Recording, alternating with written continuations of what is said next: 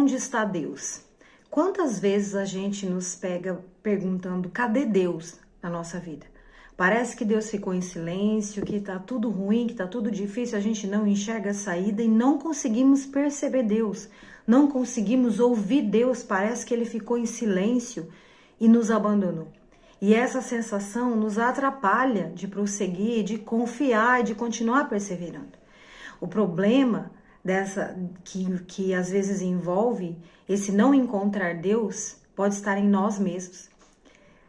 Quando a gente não percebe onde Deus está, provavelmente foi porque nós perdemos Deus de vista. E quando nós perdemos Deus de vista, nós começamos a ficar mais frio. Às vezes até começamos a ficar negligente quanto à santidade, quanto às coisas que nós já tínhamos vencido. E a frieza começa a invadir o nosso coração e nos pegamos sem vontade de ler a Bíblia, sem vontade de orar, sem vontade de ouvir sobre Deus, ouvir pessoas acerca de Deus. Isso nos deixa mais frios, mais distantes, mais insensíveis. E Deus permanece no mesmo lugar, porque Deus nunca nos abandona. A palavra diz que Ele jamais nos abandonará. Jamais nos abandonará. Por mais que a gente se afaste e se desligue dele, Ele está ali, esperando que a gente volte. E aí, quando você se percebe nessa posição, você precisa correr e voltar para o Senhor. As coisas da vida, algumas vezes, nos distraem. Eu passei por uma situação dessas, fiquei doente e uma coisa foi levando a outra, eu fui me distraindo com televisão, com conversas, coisas do dia a dia, mudança, situações de problemas resolvendo, sabe, no novo tempo que estávamos vivendo, e isso me distraiu a ponto de eu me desligar. E achei que Deus não estava presente. Mas então foi que eu comecei a clamar a Deus. E a Bíblia diz, quando você bate, a porta se abre. Quando você clama, Ele aparece, Ele vem, Ele responde. E eu comecei a clamar, socorro ao Senhor. Onde é que você está, Deus? Cadê você? Eu perguntava. Onde está você, Deus? Eu não te vejo, não te escuto. Por que esse silêncio? E Deus ouviu o meu clamor. E Deus recalculou a minha rota. Falou comigo, me fez enxergar, me trouxe de volta. Não foi instantâneo, mas aos poucos, com o pouco esforço, a pouca força que eu tinha para voltar, sabe? Porque eu não tinha desviado, nada disso. Mas eu não estava com vontade de orar, não estava com vontade de ler a Bíblia, não estava mais com vontade de entrar no meu quarto e adorar. Não queria mais me envolver, eu estava esfriando, estava me sentindo vazia e fria. E quando eu percebi a frieza, fiquei com medo, sabe? Fiquei com medo de perder Deus de vista a ponto de não conseguir voltar. De não conseguir voltar a ter intimidade como antes, um relacionamento que queima como antes. E eu clamei ao Senhor, Ele ouviu a minha oração e Ele me resgatou. Ele recalculou a rota, me trouxe de volta da onde foi que eu me distraí e eu me perdi. Porque é sorrateiro, sabe? A gente não percebe mais uma coisinha aqui, uma coisinha lá, uma palavra que alguém diz, que você pensa assim, tá bom, se para o outro essa medida dá, para mim dá. Né? Algumas pessoas acreditam que não precisa ler a Bíblia e orar todo dia. Eu cheguei até a ouvir isso e eu fiquei pensando, será que não seria legalismo me obrigar a ler e orar todo dia? Fiquei pensando nessa frase, né, e fui me deixando levar. Mas a verdade é que a minha medida não é a sua. A nossa medida não é igual. Na verdade, todos nós deveríamos ler a Bíblia e orar todos os dias. Deveríamos ter esse hábito. Mas tem pessoas que conseguem, com os seus afazeres, e se envolver, sabe, menos.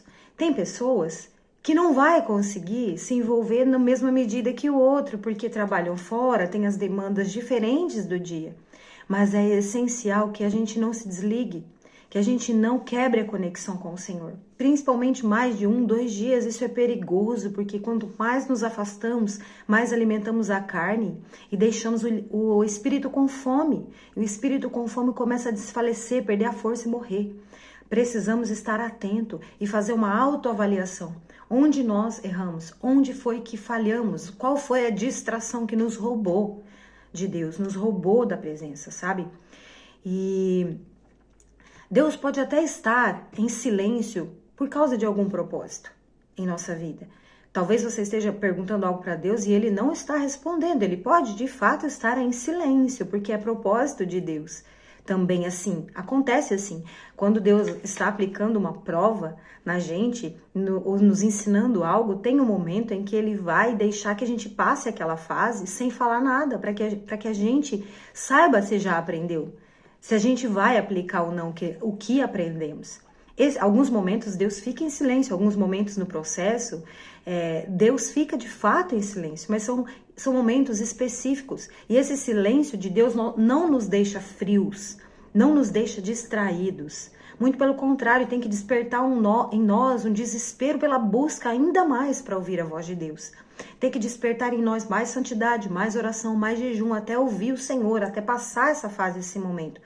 Agora, o silêncio que você não percebe Deus e que você acha que Ele te abandonou é perigoso, porque mesmo quando Ele está aplicando a prova, está em silêncio, Ele está perto. Ele está cuidando de nós, porque no momento em que você não aguenta mais, que você estiver no seu limite, o Senhor vai aparecer, vai falar com você. Mas quando o silêncio é por nossa culpa, por nossa distração, porque nós distraímos e não ouvimos o Senhor mais, não buscamos mais a sua voz, esse silêncio é perigoso, porque ele vai matando o fogo do teu espírito. Ele vai matando o seu espírito aquecedor, que vai mover a sua vida, que vai te levar a cumprir os propósitos de Deus, que vai te levar a viver aquilo que Deus tem para você. E sem contar que é um roubador de alegria, porque quem já experimentou da presença do Senhor não pode mais viver sem Ele. E se você tem se sentido frio, corra para o Senhor, porque Ele vai te aquecer de novo. Não desista, não desanime. Não olhe para essa situação e pense que acabou. Corra para o Senhor para que Ele aqueça a sua vida mais uma vez. Para que Ele venha com fogo. Chore desesperadamente. Se não conseguir chorar, fale com o Senhor até arrancar de dentro de você essas lágrimas. O Senhor vai trazer convicção, Ele vai trazer consciência, Ele vai trazer arrependimento se foi um erro. Sabe, se foi uma distração, se você trocou se você trocou o Senhor por algo na sua vida. Não deixe que a distração roube aquilo que é precioso em você, porque a nossa satisfação está no Senhor, a nossa alegria de viver, a nossa motivação de viver está no Senhor.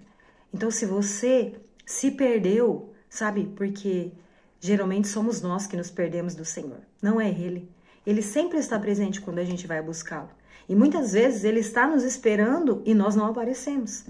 Nós falamos que vamos e Ele está lá esperando e a gente não foi, a gente não vai orar. A gente fala assim, vou ler a Bíblia e Deus espera para te revelar algo, você não vai ler a Bíblia. E está clamando, Deus fala comigo, mas não ora, não lê a Bíblia. E fica só, às vezes, quem sabe, assistindo televisão, fazendo outras coisas, esperando que Deus vai falar. Ele até pode falar. E talvez Ele fale, se você começar a clamar por ajuda, que foi o que eu fiz. Eu pedi, Senhor, me ajuda, eu não consigo orar. Senhor, me ajuda, não consigo ler a Bíblia, não tenho vontade, estou sem vontade. Derrama sobre mim sede e fome para voltar a te buscar, para voltar a te perceber, Senhor. E é assim que a gente se reconecta, buscando o Senhor insistentemente, perseverante em todo o tempo, até que você volte para o lugar da onde você se perdeu. Amém? Que Deus abençoe a sua vida e que o Senhor recalcule a rota daquilo que você perdeu no meio do caminho.